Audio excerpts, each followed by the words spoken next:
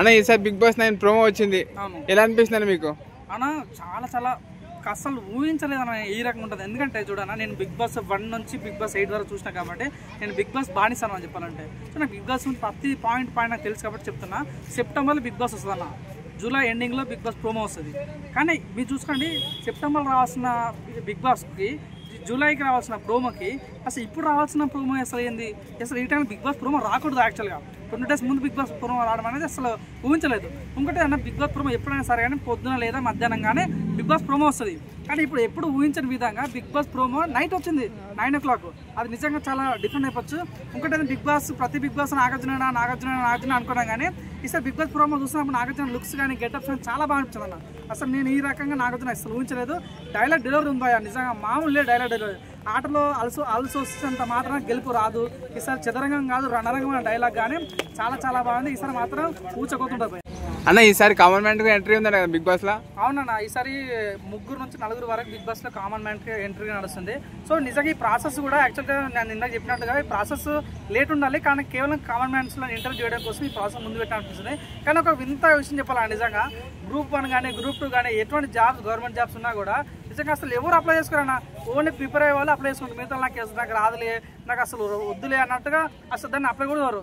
Big బాస్కు మొన్న నిన్న site open అయింది, వెబ్సైట్. 8 లక్షల మంది అప్లై చేశారు 3 రోజులలో. ఇంత పిచ్చా బిగ్ బాస్ అంటే అర్థమైంది నాకు. నిజంగా చెప్తున్నాను కదన్నా, ఈసారి మాత్రం బిగ్ బాస్ మీరు అనుకున్న దానికన్నా కూడా డిఫరెంట్గా ఉండబోతుంది.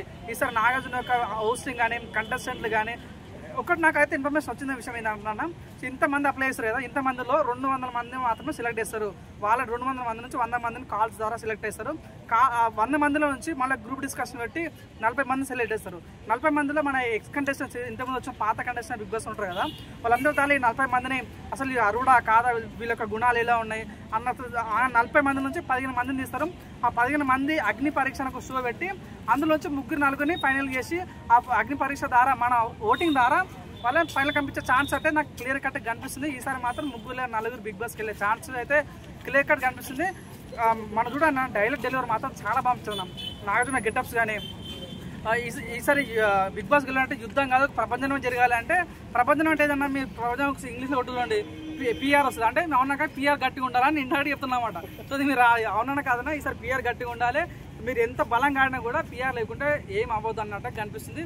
ఇంకోటి ఏంటన్నా చెప్పడం విషయం, ప్రతి బిగ్ బాస్ ఏంటంటే మన స్టార్ మా బ్యాచ్ కానీ ఇంకా వేరే లాంగ్వేజ్ వాళ్ళు వస్తుంటారు. కానీ ఈసారి బిగ్ బాస్కి ఎక్కువ తెలుగు వాళ్ళు వచ్చే ఛాన్స్ అయితే కనిపిస్తున్నది. ఇదైతే ప్రస్తుతానికి ఉన్న అప్డేట్ ఏంటంటే ఇది తెలుగు వాళ్ళు రాబోతున్నారు. ఈ 3-4 కామన్ మ్యాన్స్ రాబోతున్నారు. సో ఈ బిగ్ బాస్ హోస్ట్ మాత్రం నాగార్జున ఉండబోతున్నారు. ఈసారి బిగ్ బాస్ కి ఎవరైతే ఛాన్స్ ఉందన్న అంటే సార్ బాగా వినిపిస్తుంది. సోషల్ మీడియా ఎక్కడ వాళ్ళ పేరు వినిపిస్తున్నాయి. అలాగే చిత్తి కానీ ఉప్పల బాలు కానీ జాను లీరీ కానీ మన రీసెంట్గా మన జానీ మాస్టర్ మీద కేసు పెట్టినటువంటి స్టేజ్ కూడా వచ్చే ఛాన్స్ ఉంది. కేసీఆర్ అన్న సినిమా వచ్చింది అన్న, రాకేష్ కూడా వచ్చే ఛాన్స్ ఉంది. బంశీ బబ్లు కూడా వచ్చే ఛాన్స్ ఉంది. మ్యాక్సిమం అయితే 9 మంది సెలబ్రిటీస్ 9 మంది కామన్ మ్యాన్స్ వచ్చే క్లియర్ కట్ కనిపిస్తుంది అన్న.